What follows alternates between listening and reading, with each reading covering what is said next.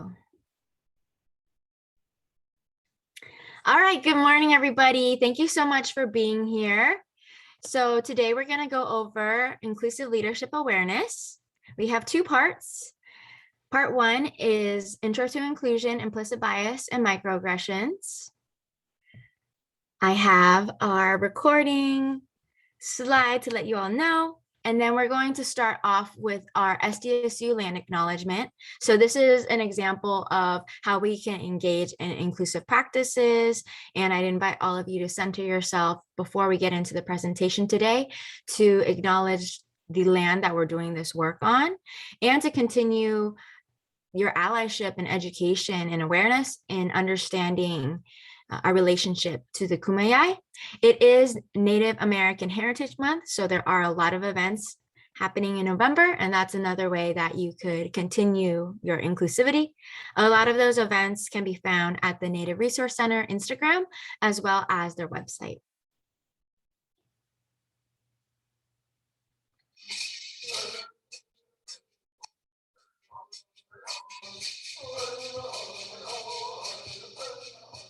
Hauka, Noshkana Unachihi.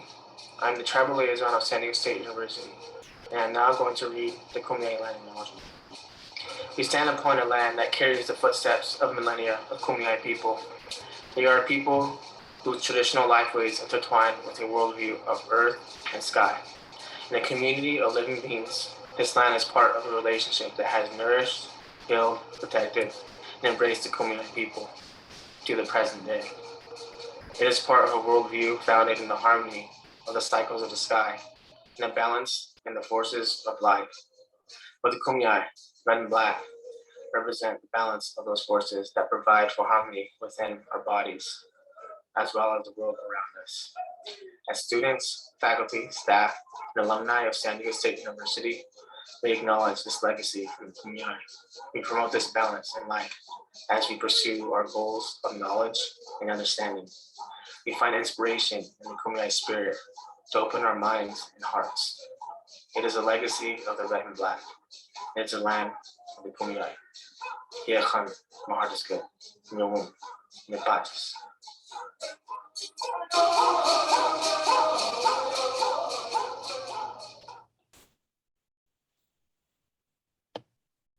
Thank you for centering yourself in this land acknowledgement with us this morning.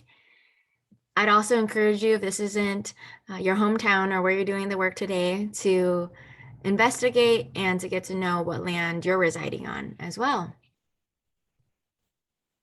So our inclusive leadership awareness training this morning is rooted in our SDSU values of justice, equity, diversity, and inclusion. So one of the areas of our strategic plan from 2020 to 2025 is equity and inclusion in everything that we do. So that includes embracing our identity as a Hispanic serving institution on the border, as well as our residents on Kumeyaay land. And we hope that today the curriculum and the exercises that we go through will help further your professional development, whether that's as a student leader in a student organization and leading a variety of folks, or as an individual in your allyship journey. So we do have some time, and we'd like for you all to fill out our ILAT pre-assessment. If you haven't already, please scan this QR code and it'll take you to a short pre-assessment. We're gonna give about like 3 to 5 minutes for you to be able to do this. If you've done it already, feel free to take some time to reflect on your answers. And it's really an evolving journey as it relates to our lifelong learning of cultural proficiency and inclusivity. There's so many cultures for us to be able to learn and engage within. So maybe it's time for you to set an intention as well of how you'd like to process this information today, and kind of like reflecting on your journey, beginning social consciousness and where you are now. All right, I'm gonna pause the recording really quick while you take this. So we want to introduce ourselves this morning. We are the team at the Center for Inclusive Excellence who is administering this inclusive leadership awareness training. My name is Jessica. My pronouns are she, her, hers, and I'm the diversity officer for student engagement. We do have another diversity peer educator, Darren. His pronouns are he, him, and he could not be here with us today, but he sends his energy, and I will pass it over to Lauren to introduce herself. Good morning, everyone. My name is Lauren. I use she, her pronouns, and I am one of the diversity peer educators on the CIE team. I'm specifically the marketing and outreach specialization. So thanks for being here this morning.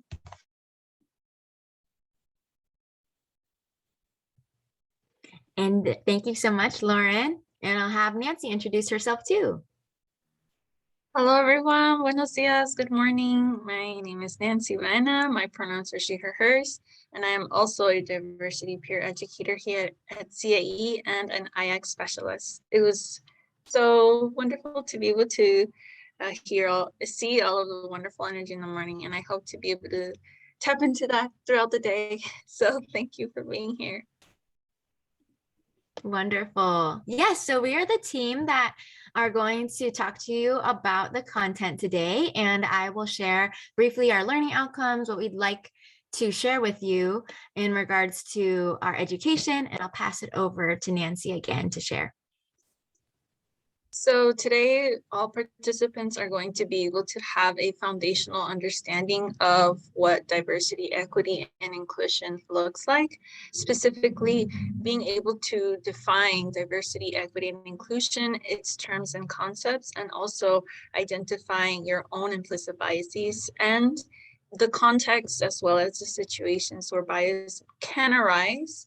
And then also within your sphere specifically, any strategy to be able to mitigate and address those biases as well.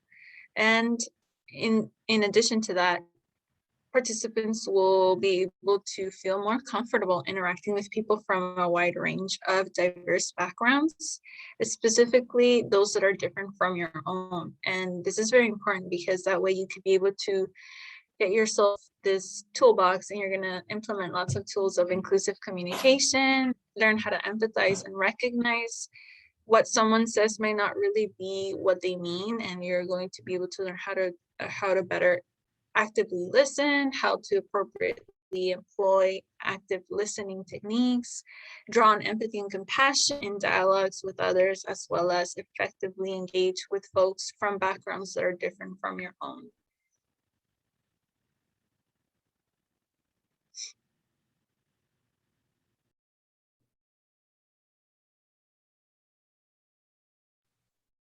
We also have community guidelines that we'd like to share with you all today to be in the same headspace, as we are going to be talking about complex topics that can have uncomfortable feelings inside, but we'd like to craft as brave of a space and safe as a space as we can as we go into that. So I'll also defer to Nancy to share these community guidelines with you all.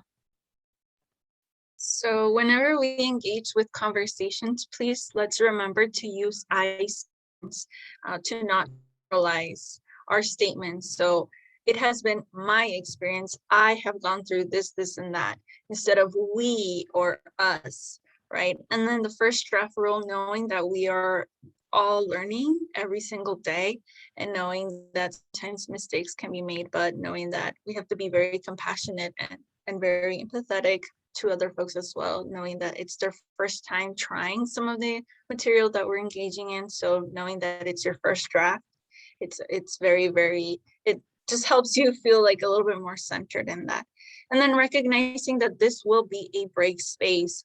Please feel free to be open to learning and unlearning certain things, as well as being comfortable going into your learning edges, because these are the areas where we can sometimes end up growing more in our own personal communication and our own personal development, as well as professional development. And then being mindful of your positionality and privileges is always very important. Practicing non-judgment and notice of self-care and boundaries as needed. And after having said all of these, which other ones would you feel would be wonderful for us to add to our community guidelines? Feel free to put it in the chat, unmute yourself, or you can also private message us.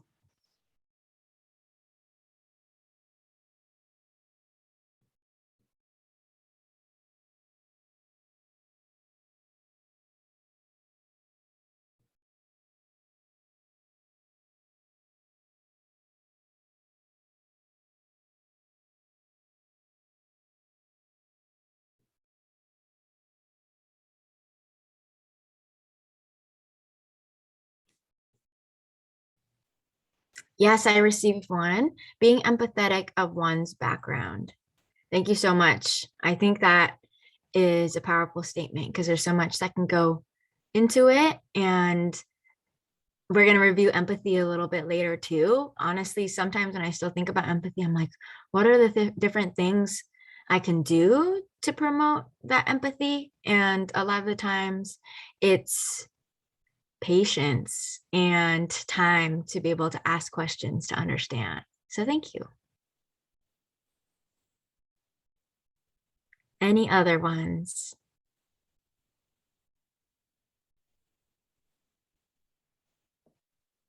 All right. So I also have another question really quick about a check-in and check-out form.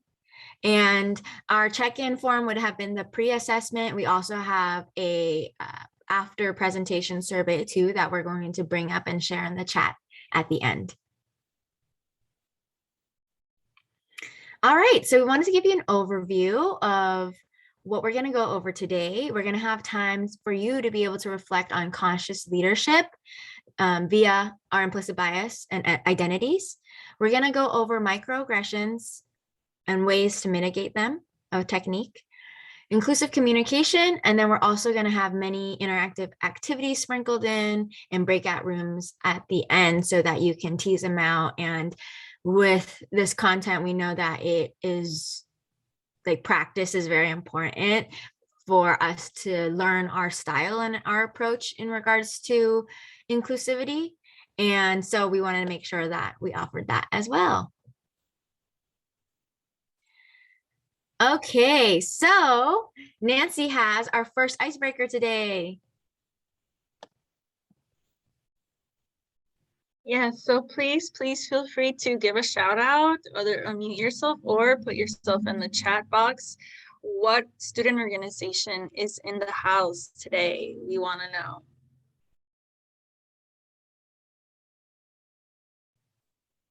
We also know we opened this up to the general public. So if you'd like, you could also share the college that you're in or the major that you're in too. Woohoo! They're rolling in. Gates of success. Oh, gates to success. I know. I saw that one too. Oh, Asset Badminton. Woof, woof. Get it. Wanna home build. I see you.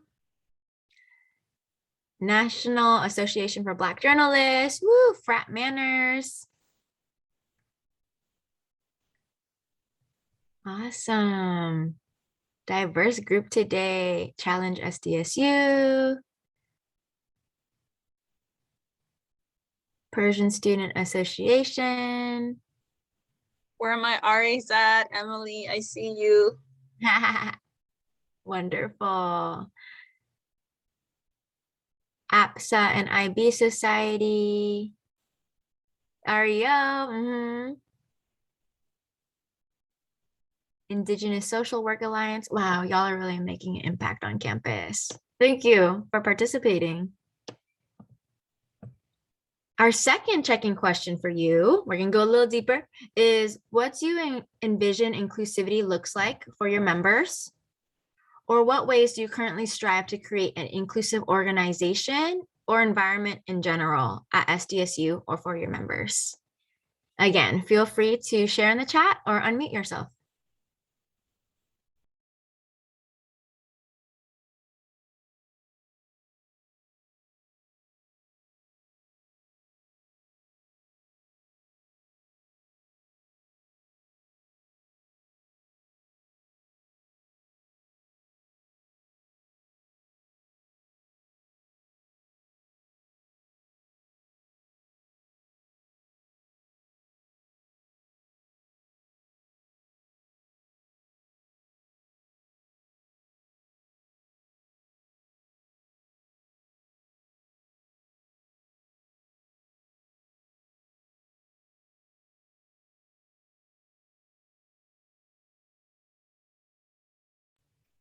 Yes. Okay. I see some stuff coming in. I know that takes a moment to reflect and then to craft our message too. Kind of goes back to like our drafting in our head and our first draft rule, right? Takes time. I see welcoming all cultures to partake and create a safe environment for them. Yeah. Acceptance. Mm-hmm. Ooh, I like what Sam said, to be able to go beyond simple comfort and towards being able to engage folks critically as well. That's super important. Yes. Thank you for shouting that out, Nancy. I see love. That's wonderful. Diversity of race, opinions, and perspective. Awesome, y'all. I see a lot of us doing the work already. And leadership often takes that additional effort. So we want to acknowledge your guidance. Wow. Okay. A lot more have come in. Knowing that people might be going through difficulty, giving space and patience to that. Listening to goals and needs. Wonderful. Thank you, y'all. Well, we wanted to also start on a couple of foundational terms so that we're all on the same page. I see some additional chats continuing to come in, so feel free to still do so. We love the participation, and I wanted to pass it to Lauren to go over this quote that we have for you. Sorry, my mic was not working for a minute, but essentially, we wanted to break this down because I think these terms are often used interchangeably, but they do have distinctions. They are different.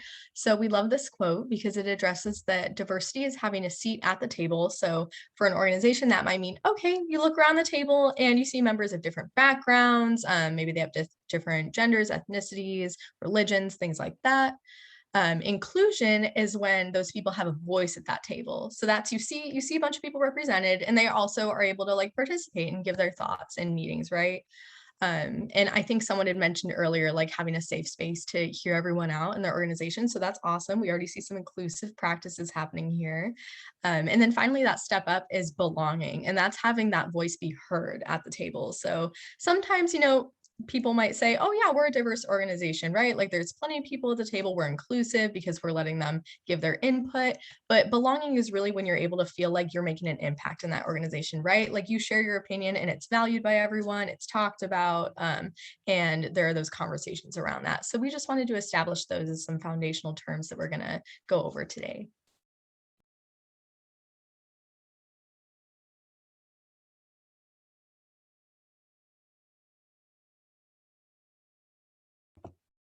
And then in addition, breaking down sort of the steps for this inclusive leadership mindset. First, we want to recognize our implicit bias, right? There are over 100 types of biases in our brains, and they don't have to be all negative. Some of them are like quote unquote positive, but they are all below the surface in the sense that we don't realize they're happening, right? So in order to build this inclusive leadership, we first have to become self-aware that we have these implicit biases. So it's taking that pause to really think them over and again, address that they could be either positive or negative. And then that next step would be to be able to engage in conversations and connect with others while being aware of those biases. So that means we're listening to others to understand, not to respond, because when you're just listening to respond, you're kind of prioritizing your biases in your head and your already formed opinions, right? But if you're listening to respond or to understand, then you're really prioritizing the experience of that other person in the conversation. So being able to listen with that open heart and curiosity to kind of diminish those biases there. And then finally, having the courage to step outside of your comfort zone into environments of people you don't normally interact with, right? Like, I think sometimes our implicit bias influences us in ways where we interact with certain people because we identify with them, or we don't interact with other people because we have bias against them. So being able to break through that bias and get into spaces where we're interacting with new, different perspectives is really important to be able to humanize some of those biases you might hold against another person or fears of interacting with them. So this is kind of like the foundation to building that allyship. And we're going to be hoping to help you build that today.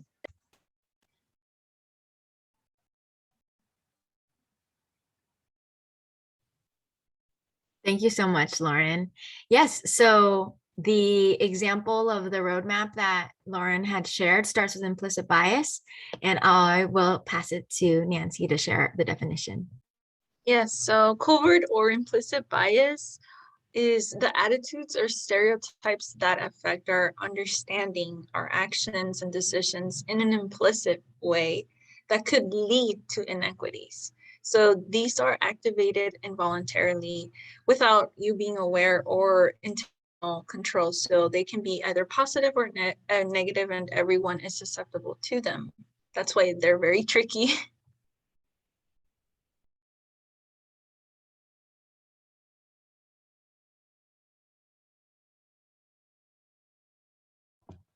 Yes, so we can think about implicit bias as our quote unquote system one thinking.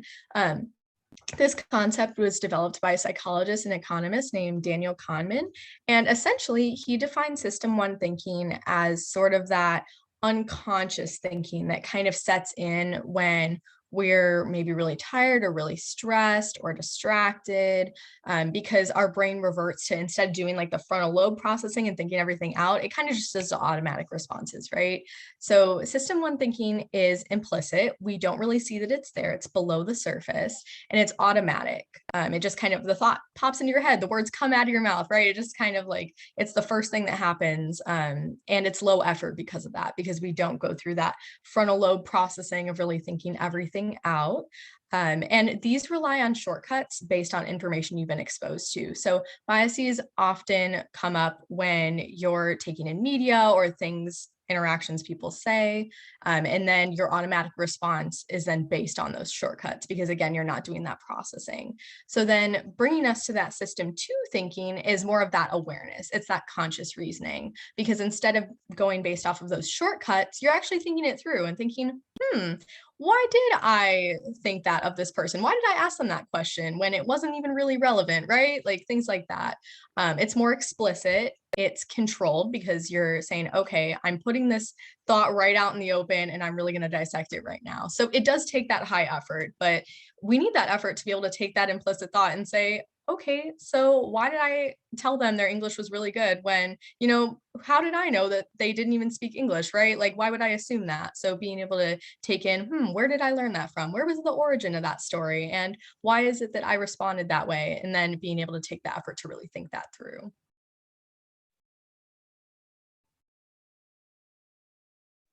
Yes, thank you, Nancy and Lauren. And to further elaborate on kind of like a big picture of how bias can influence our industries, I have this example from one of my past diversity peer educators. She learned it in her film class. So many executives in the mainstream film industry profess that they don't hire women or people of color as directors in order to avoid risk.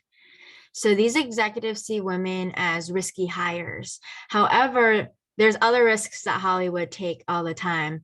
So, for example, Mark Webb, he was hired, Columbia hired him to direct The Amazing Spider-Man with a budget of 230 million when he had only directed a single feature, 500 Days of Summer, in 2009 with an estimated budget of 7.5 million. So he was a risk, like that was a big difference. Another example is Universal hired Colin Trevorrow to direct Jurassic World in 2015 with an estimated budget of 150 million. And he had only previously directed one feature, Safety Not Guaranteed, with an estimated budget of $750,000. But Spielberg specifically said that Trevorrow reminded him of himself when he was young This is how subconscious bias works. Colin Trevorrow was a risk. So that's an example of affinity bias. We may feel comfortable, much more comfortable with people who look like us. And when it comes down to it, right now, wealthy white males control cultural production of about 85 to 90% of global media. So if there's very similarities within that culture, and that comfortability, that affinity bias can continue to perpetuate and show up because it's so largely influenced by a specific identity or population. And so while I don't doubt that these men didn't deserve these jobs, Hollywood could continue to expand these risks on other people, identities, and stories as well. So only nine women have directed films with budgets of 100 million or more. And that's something that we can continue to work upon in regards to like what barriers or biases are preventing us from expanding these different stories that we see in the media, which then kind of like redoes this cycle of implicit bias, because then people process these large scale, big picture messages. They might internalize them, turns into stereotypes or labels. And then that's like the story that we have to unlearn and relearn, right? So that's our example of how bias can lead to inequities, like in our definition. And we'd like to invite you all for this next reflection, which I will pass it over to Nancy to share. So we would like for all of you to just take a little moment to reflect on bias within your industries, within your organization, of just in general, if you do participate in any nonprofit organizations or within your own organization, but the vast majority, like what have you noticed are biases within your majors or your areas of study? And then feel free to unmute yourself or also put it in the chat, and you can also private message. But what are some of those biases that you've noticed throughout the time that you've been attending your college experience? What are some biases that you've noticed within your majors?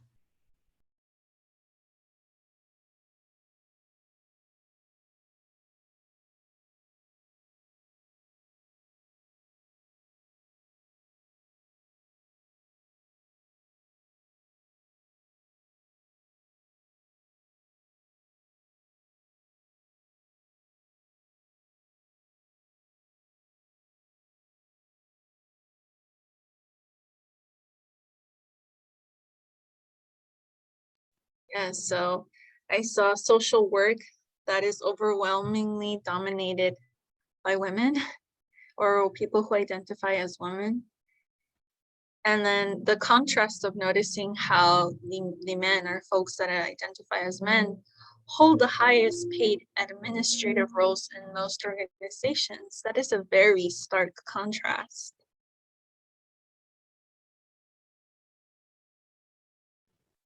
Yes, I have a private message that notices that there's a lot more male representation or male identified representation in STEM fields compared to others.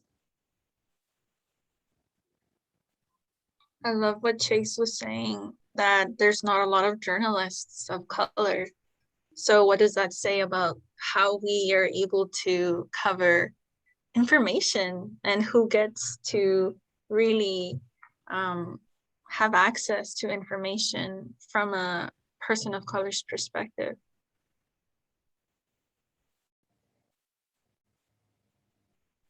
Ooh, I see some comments on history in regards to who in power in history have had that influence. And then now we utilize that language every day. English alphabet, Greek ideology.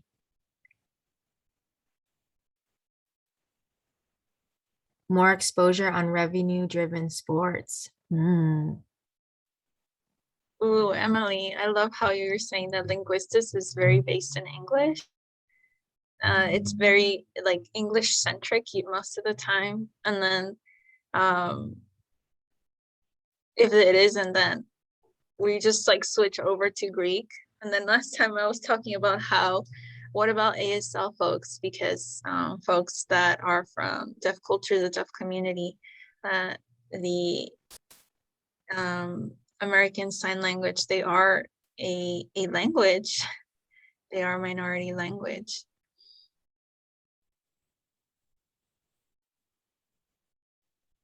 Yes. Thank you so much, y'all. These are really great. I feel that you've really stepped into this space or moved into this space and brought us ideas and opened our eyes as well. Keep them coming. So I'll pass it over to Lauren to introduce what are microaggressions. Yes, so I wanted to ground you all in our definition of microaggressions. We brought this definition from talking about racial microaggressions, but just know that microaggressions can be committed against any form of identity. It doesn't have to be targeted towards race. But they define it as brief and commonplace daily verbal, behavioral, or environmental indignities, whether intentional or unintentional. So it doesn't, again, with implicit bias, it's kind of automatic. You might not even mean to say it, and it just kind of comes out without thinking about it. And they communicate hostile, derogatory, or negative racial slights or other slights and insults toward people of color or other marginalized folks. And these microaggressions, again, when they're brief and commonplace, they can just be said like in casual conversation. And it's kind of like, wait, what? Like, where did that come from, right? And they're generally like commonplace, so happening a lot, right? Hearing sort of the same things. And they relate to power and privilege in social contexts against marginalized identities. So generally speaking, it's a person in a position of power, like is in relation to identity and positionality, that is committing the microaggression against a person with less power in a social context, right? But this is not always true. Sometimes people of marginalized groups can commit microaggressions against other marginalized folks. And this can also lead to like the internalization of these ideas, right? Sometimes if you're constantly being microaggressed against, you begin to internalize that idea, and then you end up microaggressing someone else for that same idea that you've been harmed by, right? Because these ideas are internalized through society. And they are often more psychologically damaging and emotionally draining than direct acts of racism and sexism and the other isms, because when they're just happening so often and they're just so like ingrained into society, it just becomes this internalization of shame and self-doubt and, you know, not feeling worthy, feeling less than in relation to everyone else. So these can really be damaging. And fortunately, we have a really nice video that kind of helps break down what microaggressions are.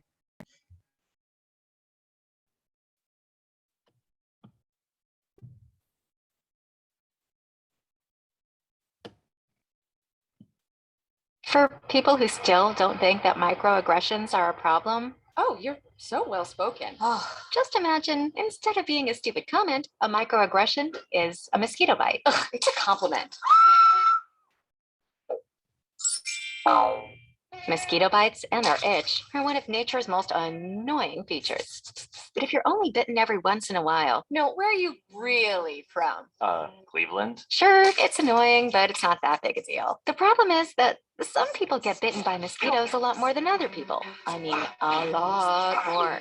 Whether it's on a date, Oh, your English is so good. Excuse me? going grocery shopping, You know, everything happens for a reason. I'm just buying apples. commuting to work, So when are you gonna have a baby? watching TV, We have to keep the Redskins name. It's part of our culture and history. or just walking down the street with your partner. I couldn't even tell you were gay.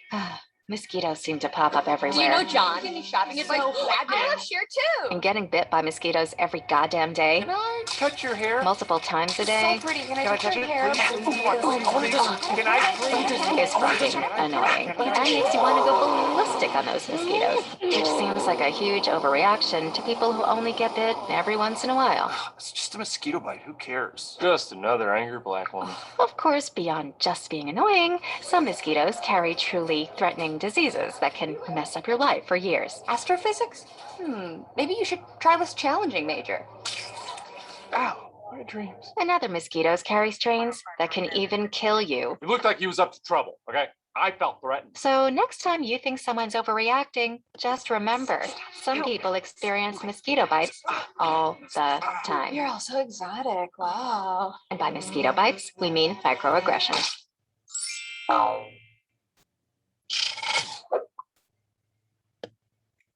All right. So if Nancy or Lauren, you can help me put these questions in the chat. We do have our first breakout room together. So we're going to do a pair share about this video and to check in on the content that we've learned so far. So when you get into your rooms, if you could please introduce yourself, your name, your pronouns, and then your thoughts, your reflections on the video. And if you took a project implicit test, which was in our registration, prompting y'all to do it, please share your results and what surprised you about it. So I'm going to go ahead and stop share.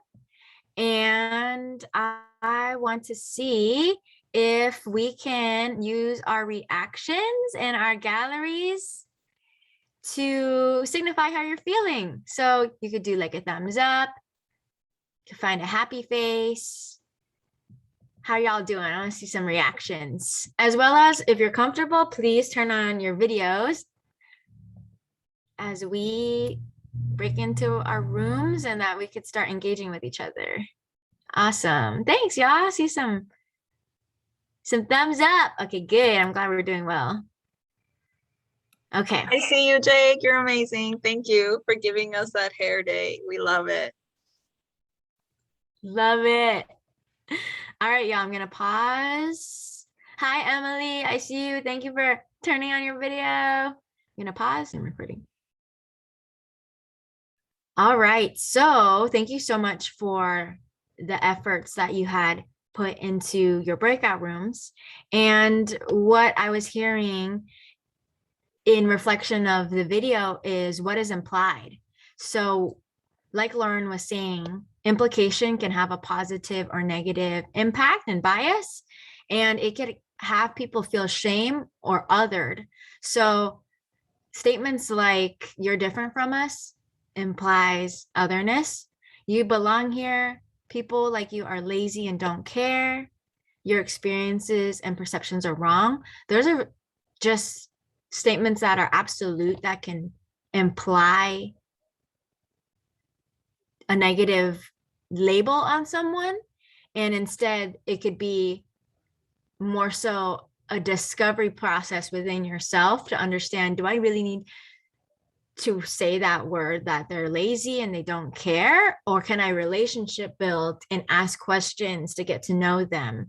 You know, we make such shortcuts and assumptions on people very quickly that little moments like this, before we put such a big label on someone, is so important. So some other ones are: you're making up excuses, you're being too sensitive, you're making up your condition.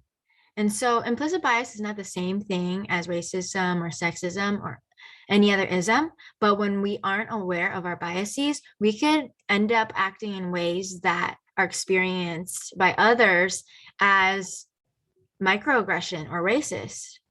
And so this is a connection of how implicit bias can go into microaggressions, into inequities, kind of like what was shared in the chat, the individual level, community level, and then the society level. And so I'll pass it along to Nancy to share some examples and themes of microaggressions. Yes, so thank you, Jessica, for saying that. And then some examples of microaggressions would be, for example, making someone feel like a second-class citizen, assuming that a person of color is a service worker, or that you're noticing that an instructor is calling on a white student several times and they're completely disregarding students of color who keep raising their hand and want to participate. Pardon, there's a lot going on in the background. Things like, for example, saying ascription to intelligence, "You are so articulate," or "Can you help me with this math problem?" to a person of Asian descent, or "This is a calculus class. Are you sure you are right in the right place?" Or assuming criminality, right? Assuming that international students from certain countries will cheat, or clutching one's purse or wallet when being approached by a person of color.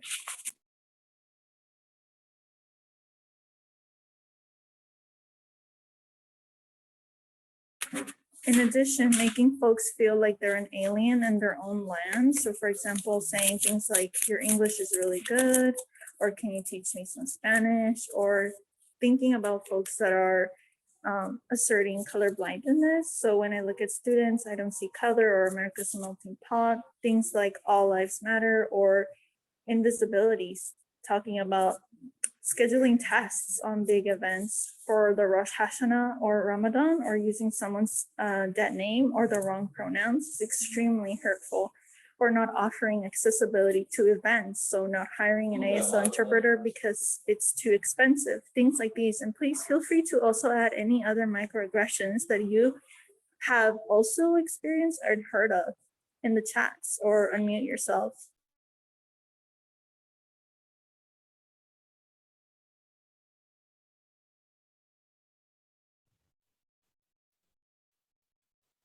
Yes, dead naming. I also wanted to share that this is a lot of different examples, and kind of taking a moment to check in with our biases and seeing if any of them in particular kind of sparked this defensiveness or just unsureness of like, I don't know. But, you know, it's really easy to make that a negative thing. And in this case, we could have this exercise to ask and check in with ourselves and say, why did I have that reaction? And is there a different way I can approach it, or a question that I could ask to get to know it? Because in creating an inclusive environment, it takes time and a pause to be able to understand the other, and to know that there's different backgrounds from you that could be, their lived experiences could be different. So inclusivity is giving that space to learn and to not have a concrete result immediately, which can be discomforting. Some things I see in the chat are telling people they don't look like the identity that they're identifying with. Yeah, that's a microaggression.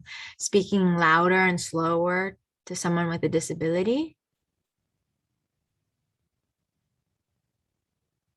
Telling someone their name is too difficult to pronounce. Yes. And I see a question. So asking someone to teach me Spanish is microaggression. Like Lauren was saying, microaggressions are tricky, because actually this is a good time for me to go to this slide, because what I think, like, what I'm going to relate it to in regards to this slide is what to do when we microaggress someone and what to do when we are microaggressed. And I'm going to relate this to what to do when we're microaggressed, which is to take a pause, deep breaths, voice your hurt, know what we can and cannot control, and work on externalization, so not suppressing the negative emotions. So in regards to this example, some people may perceive it as a microaggression if it's like, I'm gonna perceive it with my own identities, like someone saying, could you please teach me Chinese? It, depending on the context that I'm in, like Lauren had mentioned before, it can halt this conversation. So what if I was like contributing my points to creating a PowerPoint or something, and someone's like, oh, you are Chinese? Do you know how to speak Chinese? Can you teach it to me? And it's just a disruption of what is at hand. And for me, I'm like, is this important? Like, what are we talking about right now? It makes me feel a little bit just disarming, because I'm like, okay, do you want to get to know me? Or I'm questioning myself, like some of the things that we had talked about earlier in regards to that psychological process that I have to go through when thinking about it. However, on the other hand, I can also, I guess, see, this is like how we're complex individuals, because another part of me could let it roll off my back and be like, okay, like they could be interested, and I'm not gonna internalize this. I'm not gonna suppress. And I'm not going to let these negative emotions take in this conversation. And it is a skill, because it is like an amount of emotional labor to be able to ask yourself how you would want to approach it and process it.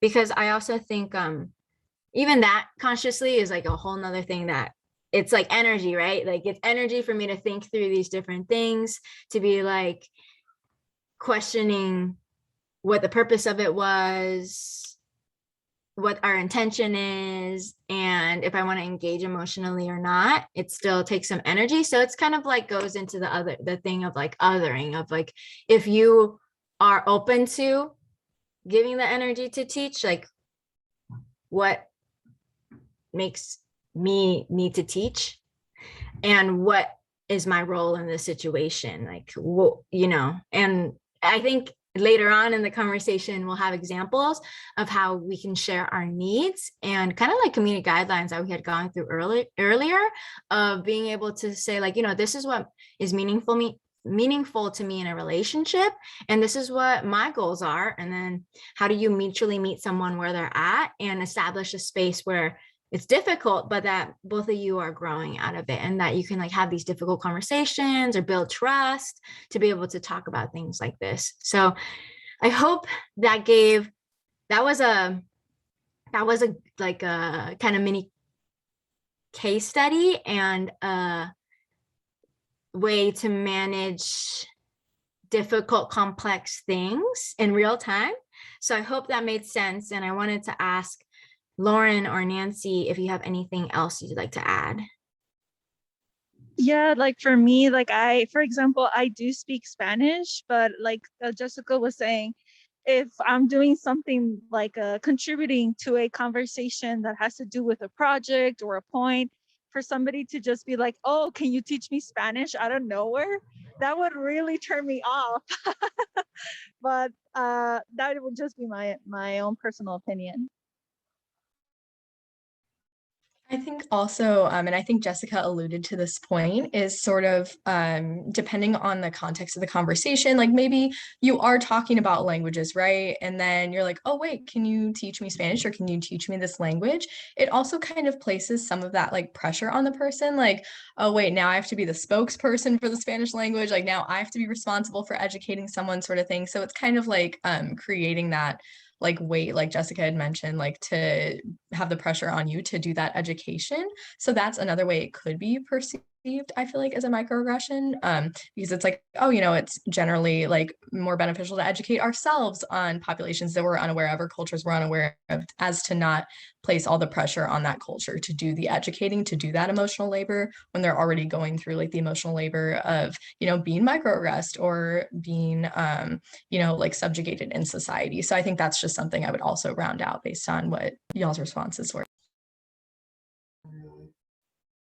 Thanks, y'all. And this is kind of we could also discuss, and with a gentle reminder of our, right, like brave space and community guidelines that we've talked about, we could certainly talk through these concepts in a way where we respect each other. And sometimes we won't always agree with each other, but that's the complexity of us as human beings, and being, you know, we all have such unique lived experiences and backgrounds and where we come from. So really for me, it's the self-awareness and the skill set of checking in with people and building trust and seeing what truly matters to them. All right, so I also wanted to touch on what to do when we microaggress someone. So if someone does communicate, sometimes people won't always communicate, right? Because it takes like, well, first, you can tell that for me, how I was like processing that, it took me a second. So I wasn't necessarily ready. I don't think I would be ready to like address it immediately in the moment, because it's confusing. Like the slide that Lauren went over, it's like, wait, how much is this contextual, and is this important? So they might not be ready, but use the situation to reflect on your own biases, or like empathize with what you're asking the person to do. try to own it and apologize if they do come to you and say, you know, I don't really understand why that was something that needed to happen in that moment. Is there a different way that we could build trust or establish this relationship? So in that case, you know, you have an opportunity to be able to start setting up a foundation where you trust each other. So consider what you would want to do differently, or how you'd like to ask questions, and be open to discussion, but also know that sometimes it takes people time to process. And I know that might make us feel like it's not resolved in regards to like our apology, but that's part of being there for somebody too, in regards to meeting them where they're at and truly understanding your needs and their needs. All right, so that was actually, this conversation leads very smoothly into our strategies of how you can mitigate a microaggression and how you can be an upstander when you witness one or even process through one, like we were talking about. And so we'd like to introduce to you the Raven model, which I will pass along to Lauren to talk about. Yes, so this is a strategy for mitigating microaggressions that was created by Dr. J. Luke Wood and Frank Harris III. They really worked on this to kind of have a framework to address microaggressions with, because sometimes when you're in the moment and someone says something like that, like we mentioned, it really throws you off guard, because it's like, wait, what? We were talking about like statistics and then this came up, right? It just feels so out of the blue. So having this to guide our conversations might make it more helpful. So the first one is redirect, the second ask questions, then values clarifications, embrace your own thoughts, and next steps. And don't worry, we'll break this down more in detail as well in the next slides.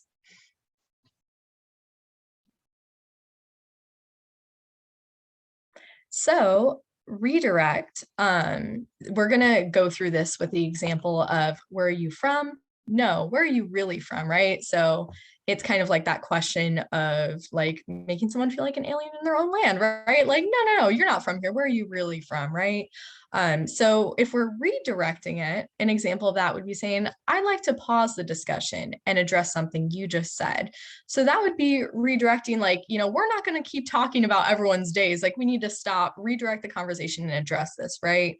But I know in some cases, people have also thought of redirect as kind of like redirecting the conversation away from it and then checking in with the person after. Like maybe that's just really uncomfortable and you don't feel safe to address it in that space.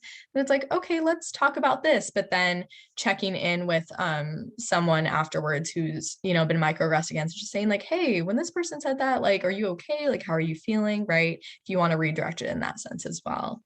Another way to do this would be to ask questions. So when you ask Jennifer where she is from originally, I don't understand what you meant by originally, since she already said she's from the Bay Area. Can you clarify what you meant?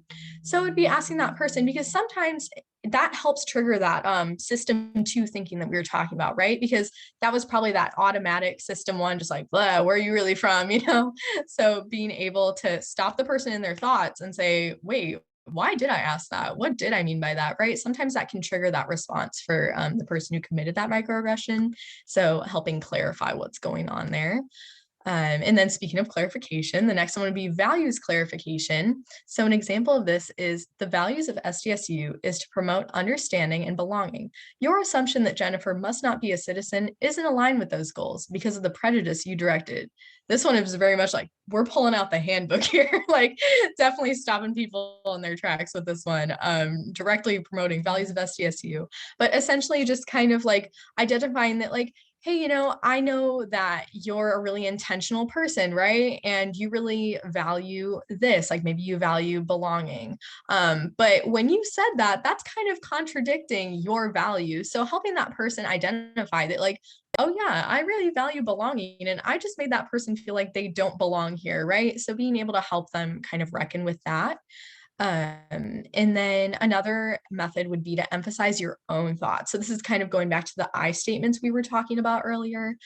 So it bothers me to hear you say that because I know that Asian and Latinx colleagues often deal with that sort of assumption and it can be hurtful, right? So maybe like centering kind of like, this is where I'm coming from when I'm addressing you, right? Because I'm not trying to point fingers. I'm just trying to confront you about this respectfully, that this is how I feel when this happens. It makes me uncomfortable. It makes me like upset on behalf of this person you microaggressed against, or even yourself, right? Like when you say this to me, it makes me feel this way.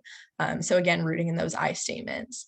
And then finally, the next steps, let's say that, you know, we've kind of had this conversation and it's like, maybe this isn't the right place to really like get deep into it. So you can say, you know what, perhaps we can talk through where these assumptions come from so we can avoid these types of instances, right?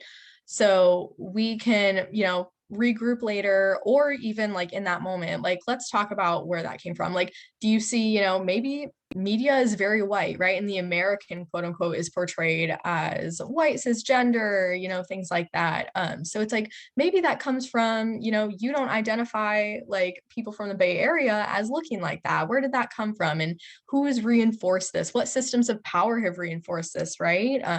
So obviously there's like systemic racism, sexism, and all of these isms. So kind of talking about where that comes from so that you can take this microaggression and just make it like an example of, okay, so in the future, we're not going to like commit these microaggressions because we're aware of where this thinking comes from. We can stop ourselves and have that system two thinking.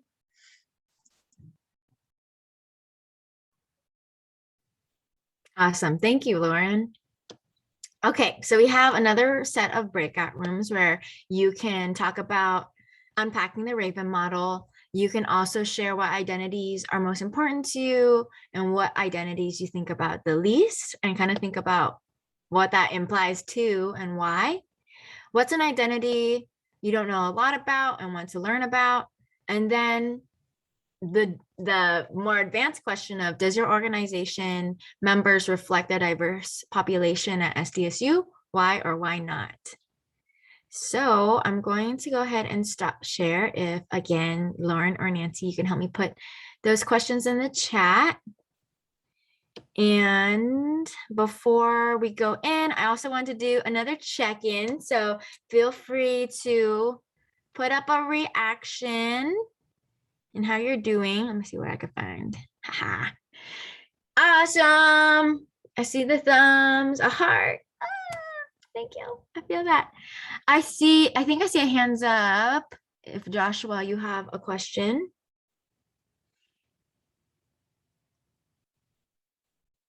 Okay, maybe that was just the reaction. Ooh, ooh, raise the roof. All right, y'all. I'm gonna pause this and then I'm gonna open up the breakout rooms. All right, so we are about to go into our part B, in which we are going to be talking about inclusive communication and tying implicit bias to how we can practice how that comes up in inclusive communication every day. And I'd like to introduce, we do have a guest speaker, Adam, to you all. Thank you, Jessica, and good morning, everyone. My name is Adam Adams. I use he, him pronouns, and I am the Community Liaison Manager with the newly formed Office for Restorative Practices.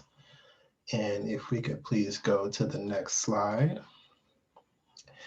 First, I just want to say I appreciate you all here and thank you for allowing me to share this space and a little bit about what it is we do.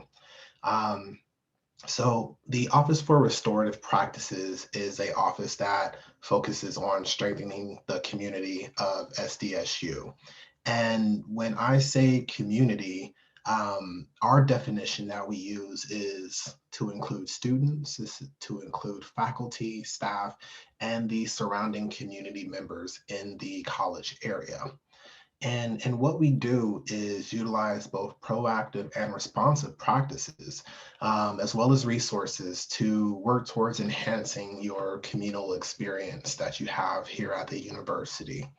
And ways that we go about that are listed here in our services. So we do educational trainings, workshops, and programming that center around topics that we all need to know about when interacting with one another, when interacting with your community, and also to have something in education and a resource to be able to help improve that experience. So when we're talking about what kind of topics we cover, we look into communication, nonviolent communication. What is the meaning of relationships? So looking at positive and negative relationships. Diving into what your values and beliefs are and really taking the time to digest all of that. We also do stuff that is more centered in restorative justice. So not only talking about the roots of restorative justice practices, but also doing trainings along the lines of circle process facilitation. And so other things that we do offer or do as services is community rounds. So that is where we as a team go out into the community on evenings and weekends to pretty much report and observe on what is going on in our community. Um, it's one of those things where we started with this as a service. We were born out of a response to the university's needs when it comes to COVID policies and procedures. And what we do there is just to see if there are any disturbances in the community. Because once again, a part of our definition and who we serve is also community members as well as students. And so we look to see what kind of disturbances are going on, as well as any references that are coming in from the community. And we look to see and check those out. If that is something that can be confirmed, there's a report that's written. If not, we like to take the chance to let students know that although reports are coming in, y'all are not at fault for anything. And to also just to say, hey, we understand that you're here to have an experience, but wanting to also work towards being a respectful community member.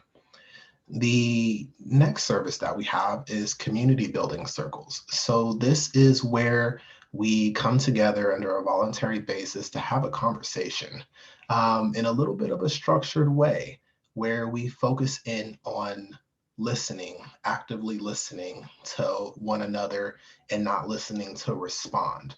So this can really be on any topic that, is brought to the table. It could be regarding social events. It could be anything that you might find important to the university, that you might find important to you. It can be what's your favorite meal at McDonald's, as long as you're willing to engage in that conversation where during these circles, we really focus in on the experience and taking away from what others are sharing and building that community. The restorative conferencing is where an incident occurs, which we'll call events, where there has been someone or someones who have been harmed in a particular incident. And so what our office looks to do with this, and once again, under a voluntary basis, is bring everyone who was involved in that incident together. So that includes not only the individuals who might have been harmed, the individuals who caused the harm, any support system or other stakeholders that might be a part of this process. And what we do is work through this whole thing together. So we get a chance to have everyone hear what the individuals who were harmed, their story and their perspective, the ones who caused the harm, their story and their perspective, as well as the other ones who are included within that process. And what we look to do there is create understanding. Not only create understanding, but allow the opportunity for those who have caused harm to be responsible and take accountability for the harm that they've caused. And we have this service in place to really find a more positive way, other than punitive measures that would be taken, to find a way to reintegrate those individuals back into the community, with ideally wanting to build more trust, wanting to become a stronger community.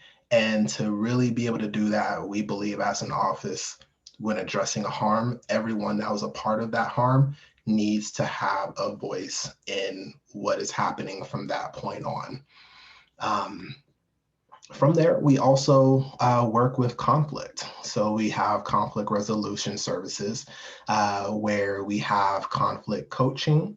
Along with offering workshops along those lines, we also have it to where if you want to do more of a one-on-one session where you might want to engage in some conflict in a positive way, but you may not have the tools, skills, or resources to be able to do so. We can help with that.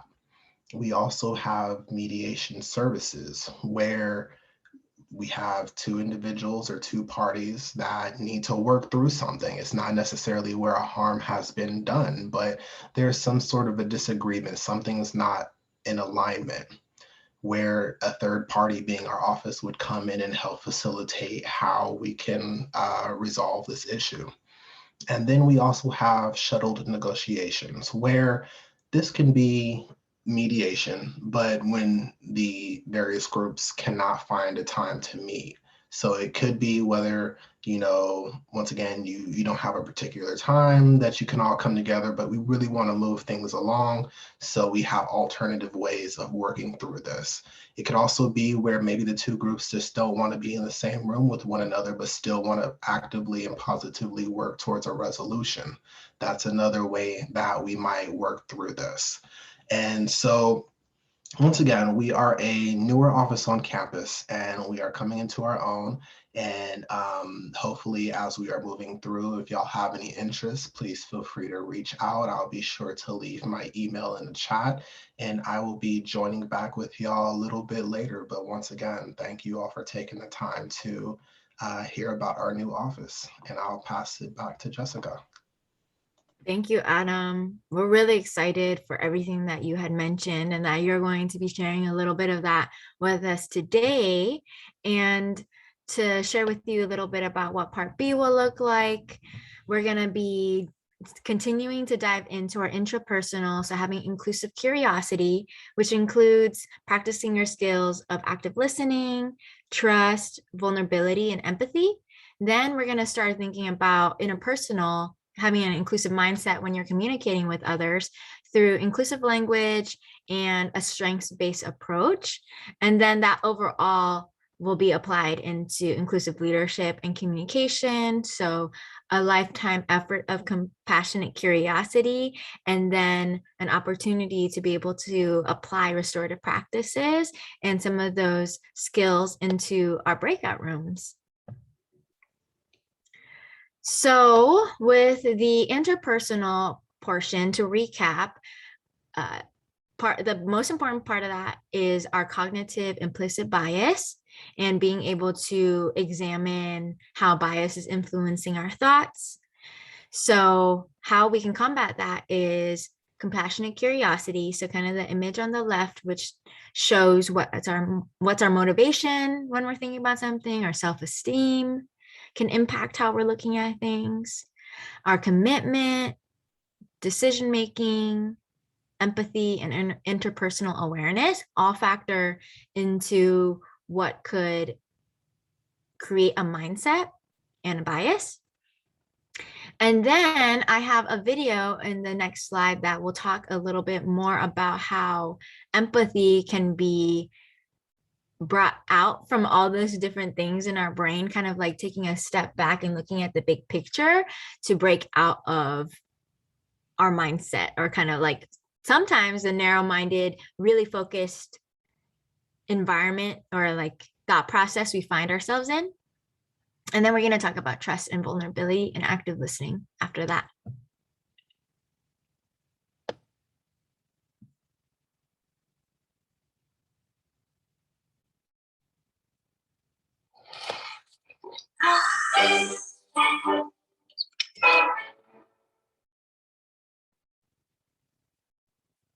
So what is empathy and why is it very different than sympathy?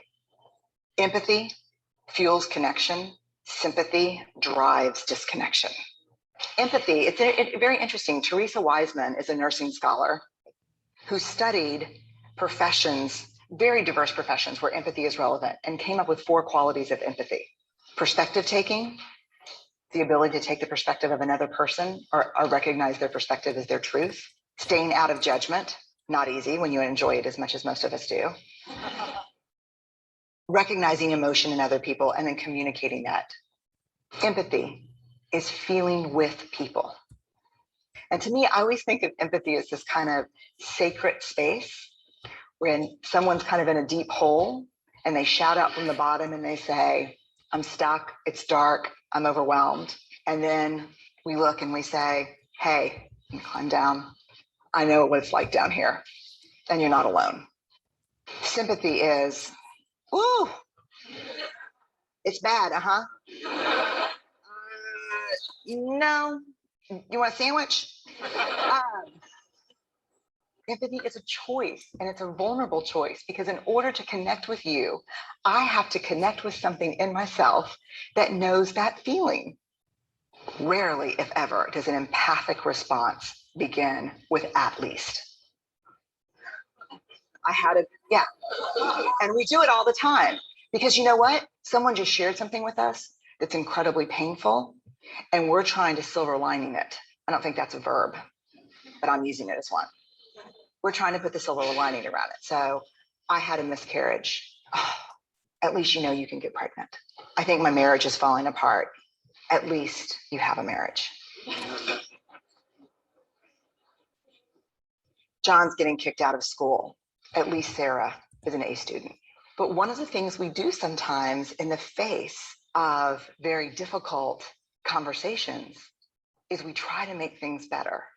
If I share something with you that's very difficult, I'd rather you say, I don't even know what to say right now. I'm just so glad you told me. Because the truth is, rarely can a response make something better. What makes something better is connection.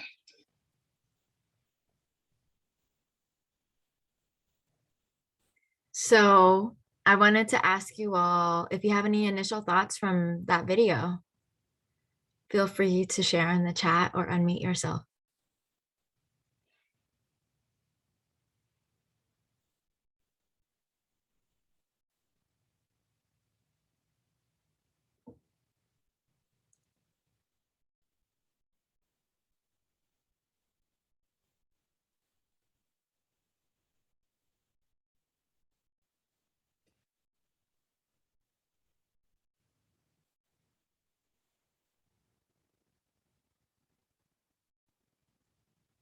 I know it is one where it seems easy, at least for me. I think about it and I'm like, oh, this is easy, but then to practice it, it takes a certain amount of time.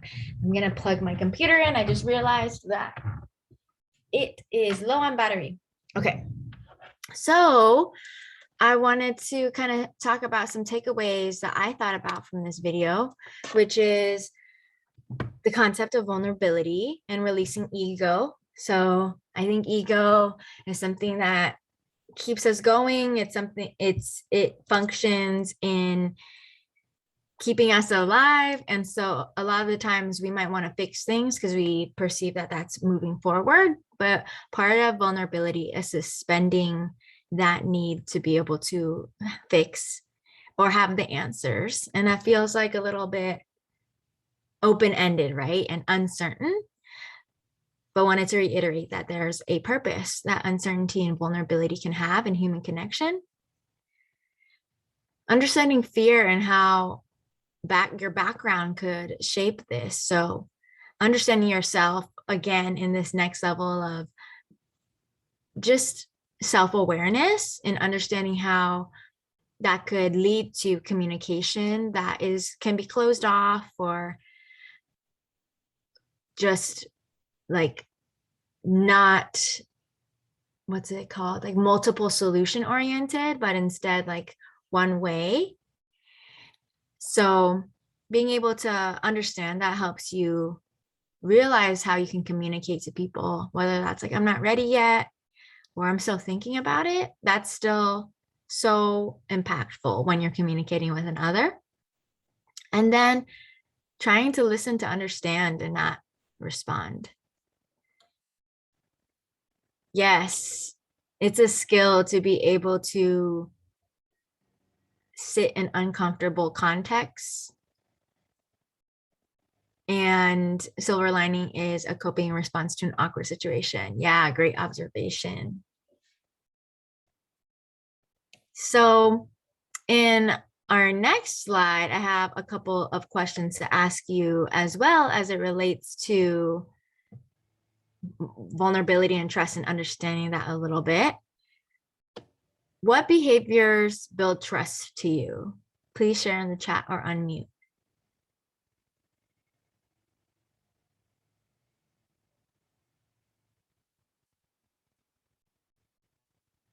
This can also be like more passive journaling too. So if you're someone who processes and takes some time to think it through, totally good. Sharing experiences, yeah. Transparency, non-judgment, consistency, being genuine. Yes. Taking that like risk or that leap of faith to be able to do all those things. Showing care, accountability. And what are behaviors that deteriorate trust?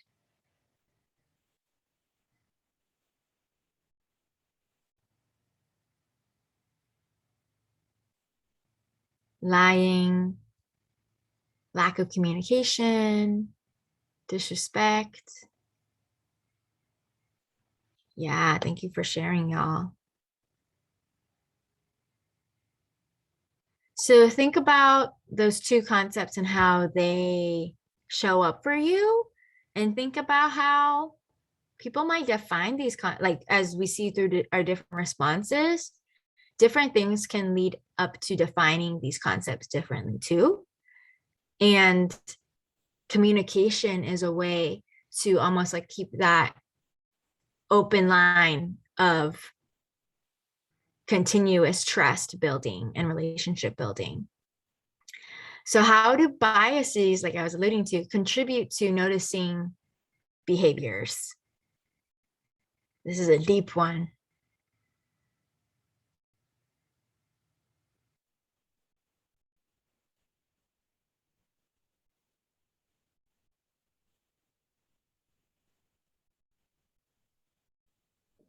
So I'm going to share a little bit in the future about, in the next couple of slides, about conflict styles, and that can be part of biases that contribute to noticing behavior. So there's a certain way that you like communication to be shared with you. Again, if your definition of respect is different from another person's, like these are all still preconceived notions that you're bringing to it. And so as you're resolving conflict with another person, it can go down to the foundation of these concepts and just getting on that page to begin with. And in our next slide, Adam has some great techniques and concepts to share with us that will explain what going down to those levels can look like when establishing trust. Right. Thank you, Jessica. Yeah, so, as y'all been going through the training today, a lot of what has been discussed and what will continue to be discussed really puts a focus on your awareness of both internal and external dialogues, right? So as we start to and continue to think about what we do when sharing or expressing ourselves, one thing that I would like to ask you all to do is to think back at the beginning of this workshop when there were community agreements or community guidelines that were shared. Take a moment to think about why those are put into place. You know, we have community agreements because of various reasons. Some being, you know, we might be getting ready to engage in difficult dialogue. We also want to make sure that everyone who enters this space is being respected, and allowing the space and time to contribute to whatever space that is. And one of the offerings that was made in that community agreement and kind of been touched on throughout the workshop in a sense is a offering for you all to use I statements. And that's going to be a little bit about what we focus on here.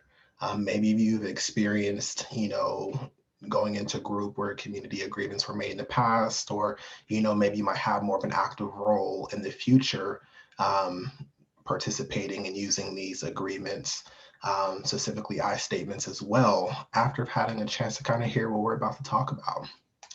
And so, as we're going to talk about effective language today, before we get into that, I really want to touch on what you see at the bottom of the slide. So looking at needs, feelings, and harms. And as simple as it might seem to explain these, when you're actually processing, it can be quite abstract when you're applying those to situations, scenarios, whatever it might be. And you'll definitely see what I mean as we're moving along. So when we have needs, one of the most basic ways to explain it is needs being something that refers to a individual's basic requirement to be fulfilled. So when you think about that, what does it mean to you to be fulfilled on the inside when everything is, say for instance, right with the world? And also think about those times when they are not fulfilled. It's all like, oh, today's okay, but I can use some sleep, or, you know, I am hungry, or I could have taken a rest day. You know, this is what I mean when I refer to what needs are: a basic requirement in order to feel fulfilled. Next, we have feelings. So this is the conscious experience of an emotional reaction. And there is debates back and forth when it comes to feelings and emotions. And one way I like to frame it is when you're kind of defining the difference between the two, that helps kind of understand what this definition that we're using for feelings mean is, think about emotions as a physical response to some stimulus. So say, for instance, you are coming home, you walk in the door, it's dark, you turn on the lights, and everyone yells, "Surprise!" And there's a response that happens within you. The feelings are going to be the conscious reactions to the conscious statements to those reactions. And when I say that, I mean, really think about it. You might have had a bad day and you walked in, and you might be an introvert as well. And all you can think of is, I really just want to get in here and close these doors and be within my four walls to recuperate. It probably is not going to help so much when you get to that space that you were looking forward to getting to, and you find that there is 5 to 15 to 20 people yelling surprise at you.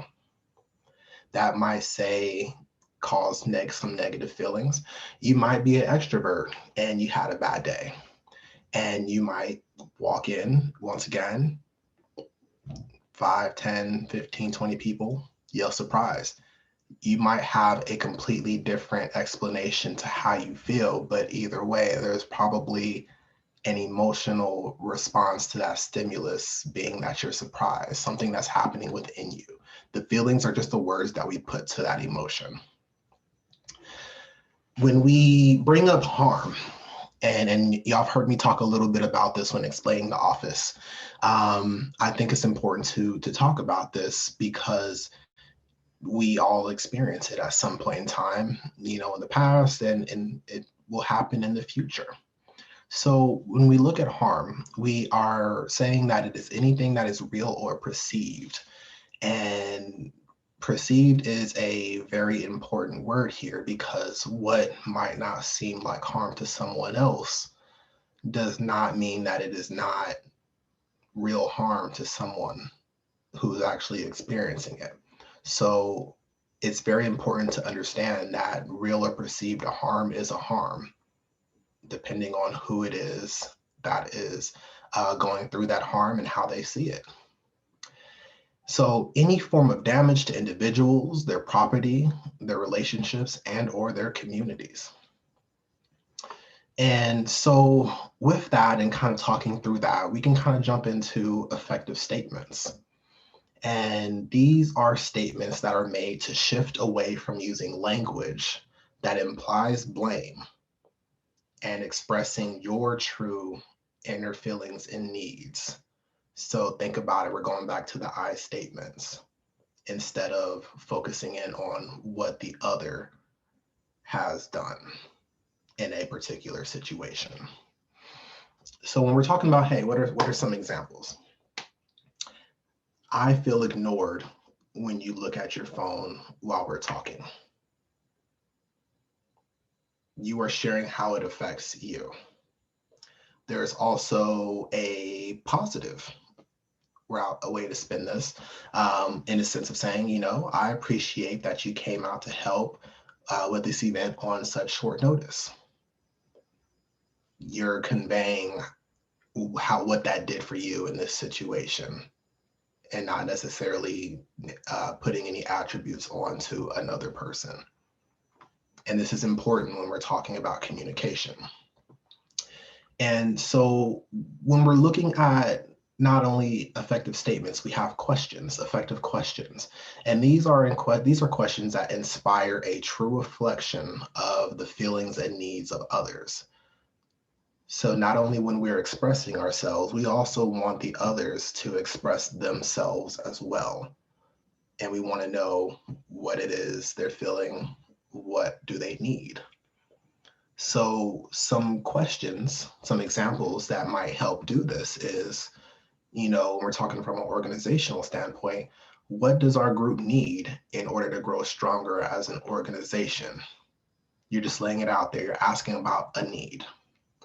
You could also say, can you tell me more about what you experienced when, fill in the blank for whatever that situation is. How did that affect you? Or how did that affect them? Why is that important to you?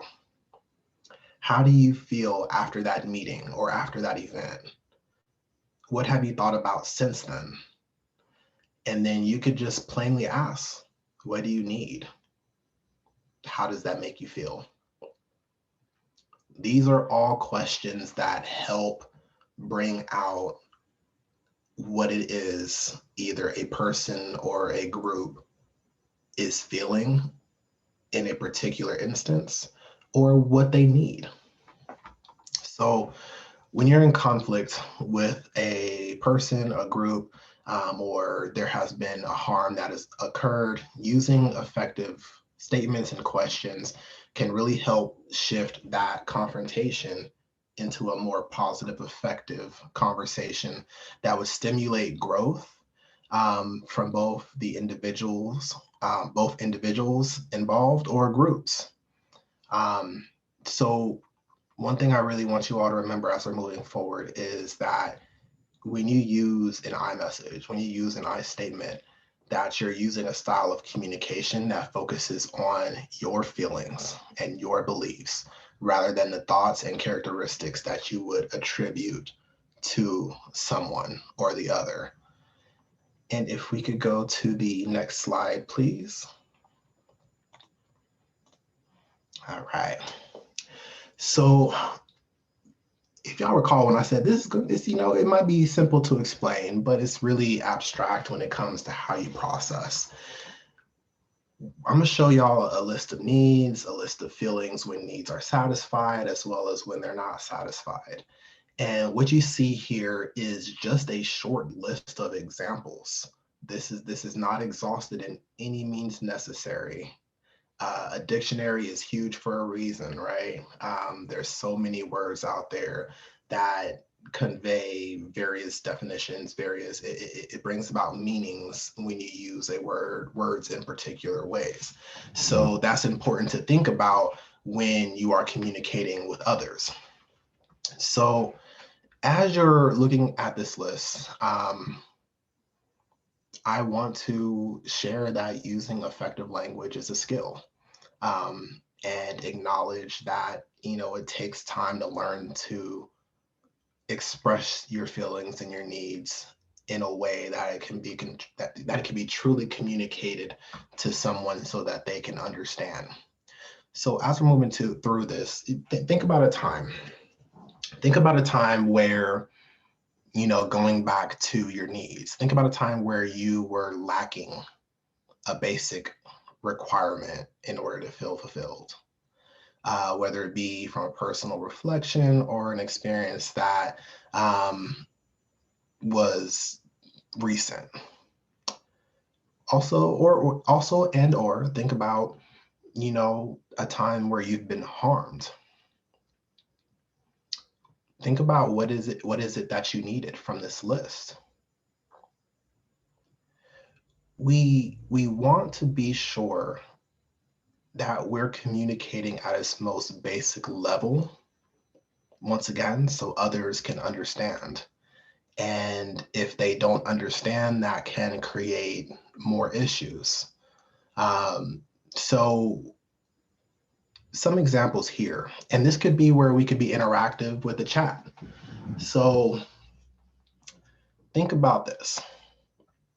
You're not listening to me. At some point in time, maybe a few of us or all of us have said this to someone.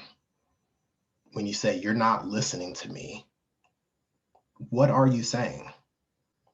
If it's in the heat of a moment because communication has broken down to the point of where you have nothing else to say, but you're not listening to me. What are you lacking? From this list of needs, if you can point out what that is for you, then put it in the chat box, and you'll probably see that when you're sharing what it is you've experienced, that these words will have very different meanings for everyone. But think about when you say that to someone and how they might be taking that. They may not, it's likely that they won't understand what you're saying because we're not expressing our needs in the way that we probably should at that point. Also, you don't understand me. When you say that to someone, you don't understand me. What are you lacking? What need are you lacking? Or you can refer back to just any particular instance where you might be lacking a basic requirement or a time where you've been harmed. As you're reflecting on that, if you see any of those words listed here in the needs that resonate with you, I would just ask for you to put them in the chat, and we'll continue to do this as we go along. And so if we could please go to the next slide.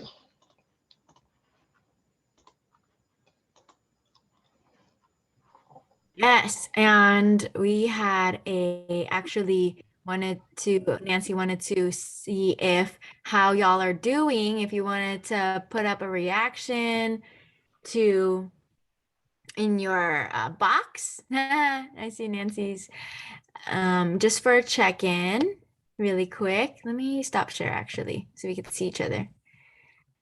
I want to try to see if I can find one that's like thinking, because every time you present, Adam, I'm like, wait a second. I don't even I'm like rereading some of these needs for the first time. Like, wait, how do I even define this? So I'm trying to find a light bulb. Hi, I found it.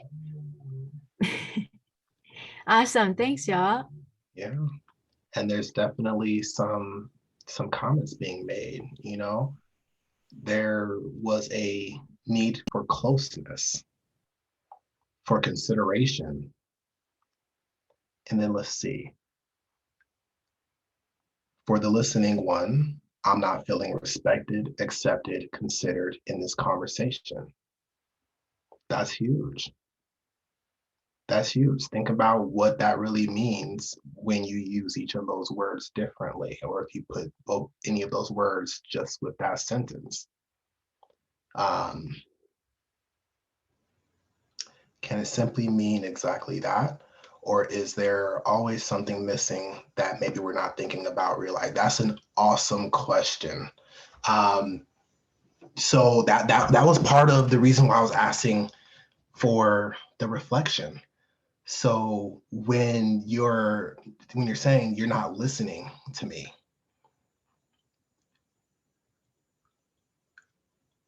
does that mean exactly that? You're not actively listening. What are they not hearing from you? What is it that you're lacking? Is it communication? Is it that you don't understand? Is it that there is not is it that you're not communicating with one another? Because if that's the case, that might be what needs to be expressed versus you're just not listening. Because if you're not communicating, that means that messages that are being sent back and forth are not being conveyed to one another. And that is what really needs to be talked about. But when it boils down to that, and you say that probably in the heat of the moment after you've had a few different exchanges, then you're also in conflict at that point in time. And that's really something that needs to be taken into consideration, because if y'all are both not in a space to actually be able to communicate, that might be a time where you need to take a moment away from one another. Because if you're telling someone you're not listening to me, they can take that and they can think about what that means to them. Are you saying I'm not considerate? Do you say I don't care? And they might start to get a little bit heated. And then really communication really does break down from there. So I would encourage that to be something, and it'll continue to be something that I encourage throughout the rest of these slides, is that you dig deeper.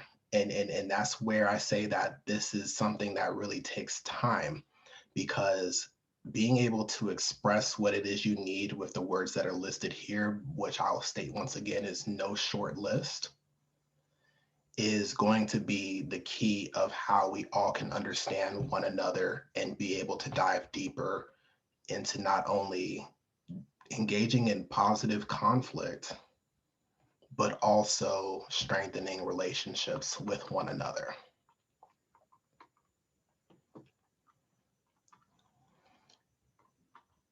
So the need for open-mindedness,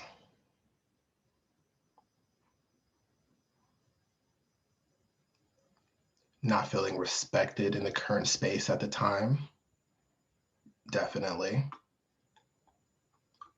All of these words that y'all are listing and how you're explaining them can lead to a conversation that can actually invoke a deeper understanding between either you and another person or groups that can really help strengthen things in the end, if the time and space is allowed to engage in that exchange. And so thank you, Nancy, for asking for that pause, and please be sure to continue doing that. My screen is a little small, so I don't get to see everything. I might need to kind of like pause here and there just to see. And so just kind of going along with that idea, we were talking about needs at that point. So when we express what it is that we need to be fulfilled, there's also feelings that are attached to those. Like you're saying with the question of, if you're saying you're not listening, it might just be that. And I said, well, it might be starting to get a little bit heated. What feelings are coming up at that point in time that might actually break down that conversation a little bit more? So when we're talking about a list of feelings when needs are not satisfied, let's think back to the phone example that I shared earlier. You can easily tell someone that they are rude, that they're not considerate, because, they're not paying attention to the conversation. They're looking at the phone when you're engaging with them. So what if you shifted that language to an I statement? We've talked about expressing our needs, but now it's time to share how you feel. So just kind of like with one of the examples that was shared in the chat, different words can kind of bring about different thoughts when they're being expressed. So think about it. My initial statement was, I feel ignored when you look at your phone when we're talking. What if I exchanged ignored for detached? I feel detached when you're looking at your phone while we're talking. Or I feel irritable. I feel frustrated. I feel self-conscious when you look at your phone when we are talking. You're providing the other person or group how you're being affected instead of attributing something to a person or their characteristic or a characteristic to a person. You're also effectively communicating your feelings and providing context and the opportunity to dive deeper into why you feel the way you feel. Another one is, I can become impatient when you say you'll be here at a certain time and then don't show up. That can be very different if we say, I become worried when you say that you'll be here at a certain time and then do not show up. Context can change that, and that's why it's important to have these words in place and to really take the time to think about what's happening internally so that you're able to express what that is to someone else so that they can accurately understand your experience at that time. So another example is, when you do that, it makes me unhappy. Or insert any of the feelings that are listed here, or if it's not, you have one. Torn, scared. Another interactive piece here that we could have with the chat is, once again, using the same questions that we had before with needs, but now let's talk about our feelings. You're not listening to me. We've talked about what does it mean when you're lacking a need and what need you might need. Now we have, what are you feeling? So please feel free, as you're looking at this list, or if you have a word that's not listed here, to put that in the chat. When you're not listening to me, what are you feeling? When you say you don't understand me, what are you feeling? Or once again, we can refer back to what I was saying before. Think about a time where you were lacking a basic requirement. You shared what that need was that you had that was missing. What feeling accompanied that need that was missing? Or a time where you've been harmed. Once again, what feeling? So once again, I encourage you all to put those in the chat. If this is a moment, do we need to take a moment here to kind of talk about it? I want to be cognizant.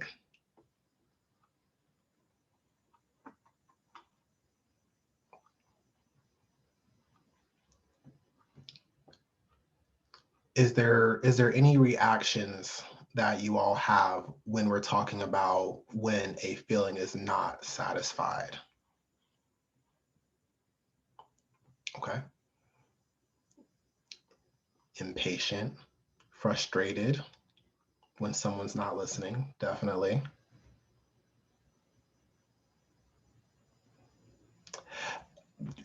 Yeah, to have a pretty good vocabulary, but it's hard to find the words to describe the feelings in the moment. That's one of those times where, and that's why I said this is a skill. This requires tools and resources and time.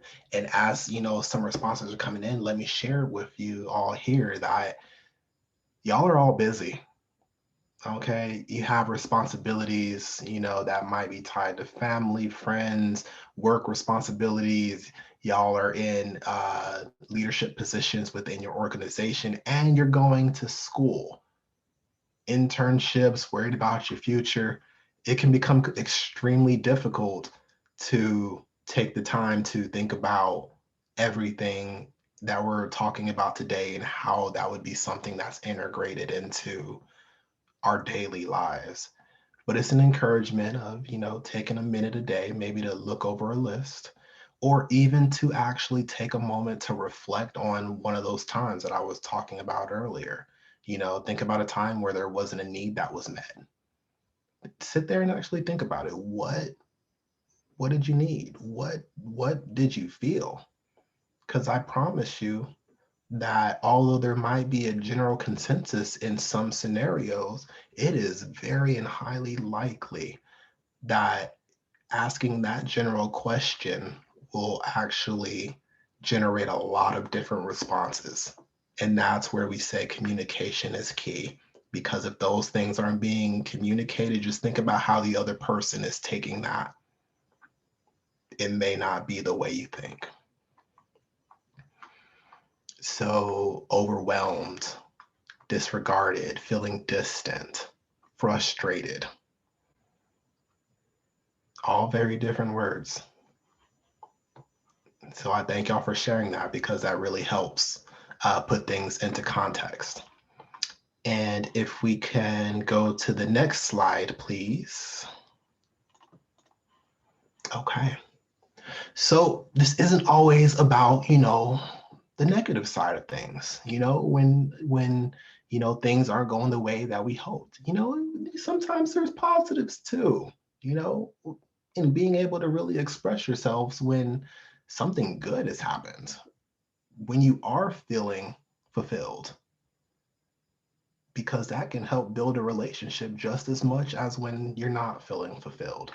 So we have, once again, another list that's not exhausted. And I like to say that because, like with the comment earlier, when trying to put a word to a feeling, it can be difficult. And there's a lot of words out there to address a lot of feelings, different emotions. And so we have, the feelings here of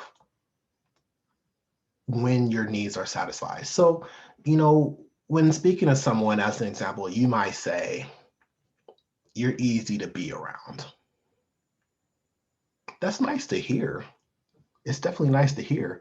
But think about what we were just talking about and what happens if we add in some substance that can create meaning for the person who's receiving the message. You're easy to be around. That's nice to hear, but where's the need? What need is being met? What feelings are there when that need has been satisfied? So you can say, I appreciate your company. Okay. We've expressed the feeling now, and that's good. But now that we've worked this far, I always want to encourage all to dig deeper. So I appreciate your company. What about the need? If you lead with, I believe that we understand one another when we talk. Now we've met a need because now we're talking about there's understanding there if there's a need for understanding. But then what feeling is met? Or you can combine the two, and that can create a nice little message for whomever it is receiving it. And think about it. When you say you're easy to be around, that once again, that's nice to hear. But when you say, I really believe that we understand one another when we talk, I appreciate your company, that adds more substance. So always think about diving deeper. Because once again, we all love compliments. Some might shy away. I'm a little bit of a shy person. So when you compliment me, I'm kind of like, oh, thank you, appreciate it, but I'm okay. But when I'm by myself, I'm like, that was nice. But, really take the time to think about, how does that make you feel? What need does it satisfy? Love? Think about this, using that example. What need does it satisfy, when you say, I appreciate your company? or I really believe that we understand one another when we're talking, or just how easy you're easy to be around, because we can dive deeper in all of them and express even more. It doesn't necessarily have to always be one word tied to it, but does it satisfy? Is there love there? Does it create safety, community, harmony? So, you know, you really want to take the time to convey that to people. Um, it not only helps you communicate, but it also helps the other person be able to express themselves in the same manner when we're talking about effective communication. It doesn't only open the door to gain a deeper understanding of yourself and others, but it also allows to have relationships become stronger, to have communities become stronger. And just take the time as we finish through this workshop and see how everything that we've discussed this far can actually do just that. And with that, I want to share and say thank you for taking the time to kind of hear me out when it comes to effective language and communication. And we'll be moving forward. Jessica? Thank you, Adam. Yes, and thank you so much, y'all, for just participating so much in the chat as well, because I can see that practice, and like you all had shared, it takes a significant amount of effort to pause and to really think about how to almost prepare to either address a conflict or to share an affirmation. So the last concept that I wanted to share with you to bring this all together is how this could show up in conflict. And I guess really quick before that, I wanted to acknowledge Adam's point of, as we're all like individual leaders or leaders of an organization, it's easy to have that mental shortcut of bias to lean more towards productivity, or like, these are just events that we have to do. These are our goals, so we need to stick to them.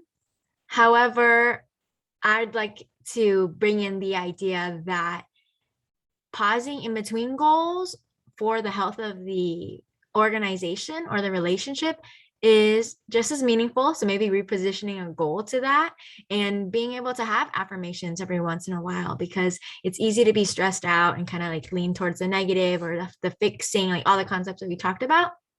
But affirmations and being able to communicate feelings and needs in that way also contributes to the health of an organization and a relationship. So then going back into conflict and how this relates, I wanted to share these different conflict styles and think about these styles as I'm reading them in the form of also like the needs, like connecting it to what Adam was saying with affective language and how it can kind of impact how we perceive these styles as well. So these are the different types of conflict solvers or solutions. So the first one is problem solver. Problem solvers tend to want to discuss the details of a problem and work through it together, so everyone gets what they want and is happy in the end. Compromisers. Compromisers approach conflict with the goal of compromise. They tend to think about what they're willing to give up and what they're willing to hold on to, and it's a good way to promote cooperation. Accommodator. Accommodators have a harmonizing approach to conflict. They often focus on supporting others in a conflict situation, and they gain strong appreciation from others involved in conflict. Avoider. Avoiders tend to step away from conflict. They keep their opinions to themselves in conflict situations to not escalate it. They are often admired for having a calming, quiet presence in the face of conflict. And competitor. Competitors are known for being persuasive and direct. They want the result in a conflict situation. And so they're good at making quick decisions and tend not to waste time. So this is helpful in crisis. So as you can see, there's strengths to all different conflicts. And as you've read through them, you can kind of potentially pair needs and feelings that these conflict styles could communicate. And I would encourage you all to think about your own style and how potentially your affective statements can relate to them. So for me as an accommodator, I relate to accommodator, and I really relate to saying like focusing on supporting others. But what I've learned in this process is I still have my own needs when doing that, and to be careful to avoid my own needs, as I am still part of the community to contribute as well. So that's an example of how you can reflect and tie this into your conflict styles, as well as in the next slide, I'll bring in a little bit of bias too, and how we could be biased for conflict styles in this chart. So we have emotionally restrained and emotionally expressive on the bottom. We have indirect and direct on the y-axis, and these different styles can be seen this way too. So accommodation style, emotionally restrained and indirect. So again, like I'll relate to myself. I can often not share my needs, and I could be perceived as like, oh, everything's okay, or this person's not sharing, they're being elusive, and they're indirect. Dynamic style is emotionally expressive and indirect. Engagement style is emotionally expressive and direct. And discussion style is direct and emotionally restrained. So you can think about like what these words are igniting in regards to like immediate thoughts that you're having. And if you're automatically being like, oh, I don't know if the style makes me uncomfortable, and asking yourself why, and kind of giving yourself that exercise. Like just because someone's style is opposite from you doesn't mean that there aren't strengths from it. So as part of this whole package of effective statements and conflict styles, and thinking about this before you manage conflict within your organization or relationships, these are all tools that we hope is helpful for you to prepare yourself in going into this conversation. Because as we've identified, oftentimes it's so fast that we could be reactive, and we go into it not as prepared as it could be helpful, right? And so that's really summarizing building trust through compassionate curiosity. So when you have this triggering event, you can either go suspended positive interpretation or negative interpretation. And you can see how that moment can really lead to how a conversation goes. So we'd encourage you to really take the time to summarize and see the situation as you process it. So through the effective language statements, anticipating your own conflict style. Also know that you might not know the full story. So as we can see, as we're kind of teasing out those basic level needs and feelings, do we know how to communicate those? And if not, then maybe the other parties too need time to process those things as well. So it's okay not to rush. And then finally, when you're ready, asking the other with compassionate, non-demanding curiosity to fill in relevant details. So again, that non-judgment, which is really hard. It can, going back to the bias, like every single second, we're processing so many thoughts that can come through, that taking it slow and really examining it with compassion and curiosity can help with a positive reaction overall, or way to handle it. All right, so we have finally got to our breakout rooms. We'll have 20 minutes for this, and then I think we're almost done. Might be able to end a little early, and I will pass it back to Adam to share this with us. And then I'd like to ask Nancy and Lauren if you could start helping us put these questions in the chat so people are prepared for breakout rooms. All right, thank you, Jessica.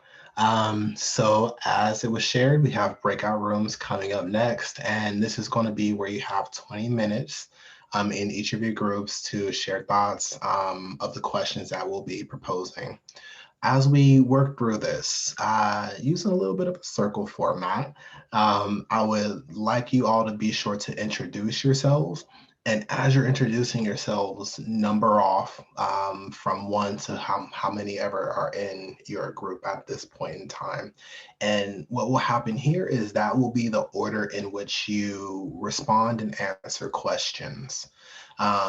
This is also to mention one of these spaces where if you do not have a response at that time, you can say pass. And then at the end of that prompt, that question, we come back to you and then see if you were able to process and if you have a response at that point in time. So just remember to introduce yourself, number off, and then that will be the order that you go in as you're answering these prompts. And before the scenarios, the first thing that we would like you all to do is work through a trust icebreaker. And what we have as far as the scenario or the prompt here is share the story of a time in your life when you felt particularly connected to a community or to a person, and felt a sense of belonging. What was that experience like for you, and how was empathy shown to you in that scenario that you'll share, in that situation that you'll share?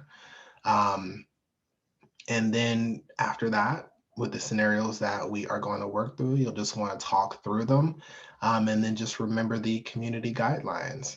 So with the first scenario, there is an interpersonal conflict between your organization members that is impacting your group dynamics, such as the tense general body meetings or splitting the org in half. The conflict is that members have different viewpoints on mass. This also spills into political points being brought up. You see some org members looking down, and some are standing close to each other, and some are frowning. What steps would you take to mediate this conflict? What aspects of inclusive communication can you apply?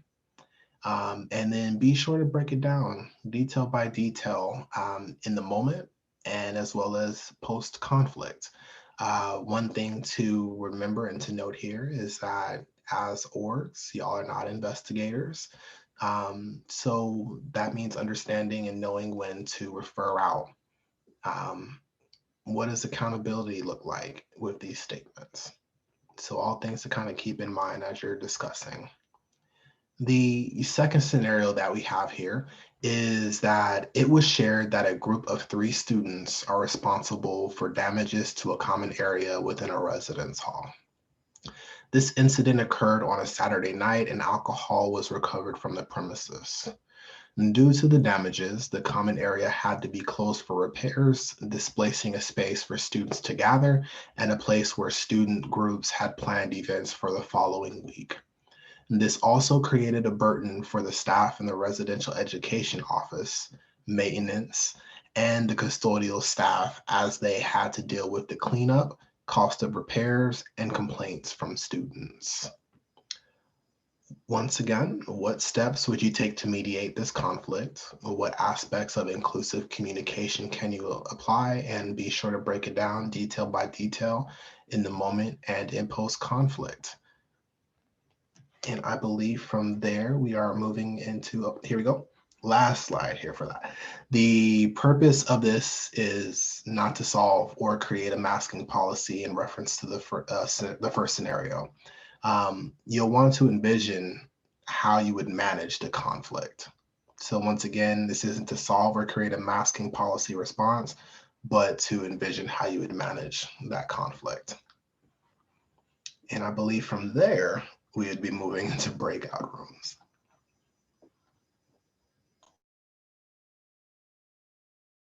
Didn't unmute myself. All right, so I'm making the breakout rooms right now. I'm gonna pause the recording. Ask you all how your breakout rooms went and if there's any insights you'd like to share with some of the brainstorming that you all did to talk through the scenarios. Feel free to share, unmute, or to share in the chat. And then lastly, please encourage you to turn on your videos for this last portion of training. We're almost done, like 5 or 10 minutes left.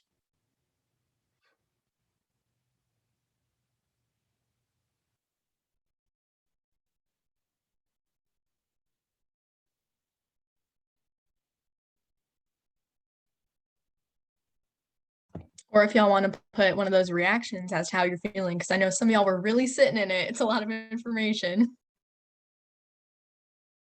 Yes. Thank you, Lauren. Yeah, what are some of your reactions right now? Feel free to throw up those emojis. I see some applauding or claps. Thank you. Wonderful. Thumbs up. I can share really quick about, Elizabeth, I'd love to hear a little bit more for your reaction if you want, but no pressure. Yeah, I think it was just like, it's just a lot of talking and a lot of thinking, and I don't know. It's just a tiring exercise, you know? Totally. Yeah, to that point, I want to say thank you. Someone mentioned it earlier, but thank you.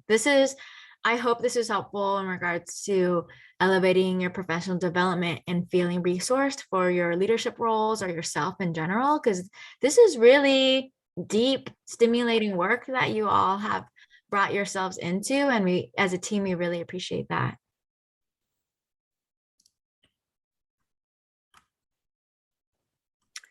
I see eye-opening. I've learned a lot today, especially section on affective language. Yeah. Yeah, it is hard to make sure everyone's opinions are heard, and sometimes it can create conflicts. Sam, would you like to express your emoji? Sure.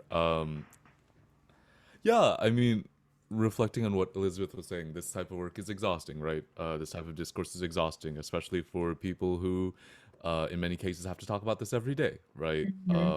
People from positions that are not often represented or not often reflected when this conversation comes up are usually the sole representations of that perspective. And, it's tiring. Also, like, very importantly, people who need to hear this the most generally aren't here. And people who have the most effect on our daily lives in very mundane ways aren't usually at this table talking about how the words that we use affect others, right? And that's an exhausting thing to recognize. And, tiresome. Also, I don't know, something long day. I'm sure plenty of us at this point are just AFK. And that's not a moral judgment by any means, but it is a recognition of the fact that, like, for all intents and purposes, let's not be facetious. This is a mandatory thing for people who want to do basic on-campus events, who are students.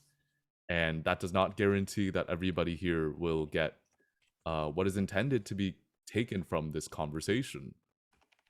And for those of us who are getting a lot out of it, or who are already interested in the conversation, it's important to ask, like, how necessary is our presence aside from to educate others, or to provide, additional emotional labor or something like that. Like, ultimately, this is not a critique, but just a vibe check, I guess. Yeah. I want to say I really appreciate your honesty and authenticity, Sam, and bringing that in. Yeah, I see some affirmations in the chat right now because it's true. And I also want to acknowledge those of you who have come in. I know it's a long training, but that you've put effort and gotten things out of it, because like I mentioned in the beginning, our efforts in expanding and calling people, bringing people into this conversation is how we'd like to continue to create an inclusive mindset on campus, and that it's everybody's role. So Nancy, I see your hand up. Yeah, so I just want to extend on everything that Sam, you're like the freaking best, laying down some truth up in here. But yeah, so number one, I want every single person in this room to remember, you have power. You are the ones in charge. You hold the reins. in any place that you go to, specifically, even here in our own institution. And all of the knowledge that we are exchanging and sharing here, please do not just put that in the back burner. Engage with it, actionate with it, beyond your major, beyond all of the identities that you are a part of, and make sure that you also practice that cultural humility so that you can be able to understand yourself and others better. And yes, it's true, even though this is a basic training for student leaders, it's still something that I hope that y'all could be able to consider transcending beyond student leadership and into leadership within your own communities. If the spaces that we are in are not the ones that are the most diverse, where these necessary conversations are happening, make sure that you let folks know, because there is power in collectiveness and shared responsibilities, and also wanting to do things to make incremental change. And we have that power. You just have to believe that we do, and then do something with it, right? So recognizing that that emotional labor could occur, and recognizing that some folks that need to hear this might not be present with us, but in the moments that we will have power within our student orgs and beyond, remember this conversation and remember everything that we exchanged today. And I hope that we could be able to have the courage to use all of these wonderful strategies and knowledge so that we can create a world where it is not only more equitable, but also much more beautiful and more peaceful. And this is not to say that we're going to make a utopia. It's just daring to imagine and to think that we do have that power to make it happen.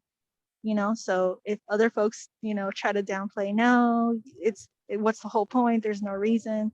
No, there is a point. You are the reason. We are the future. So remember that.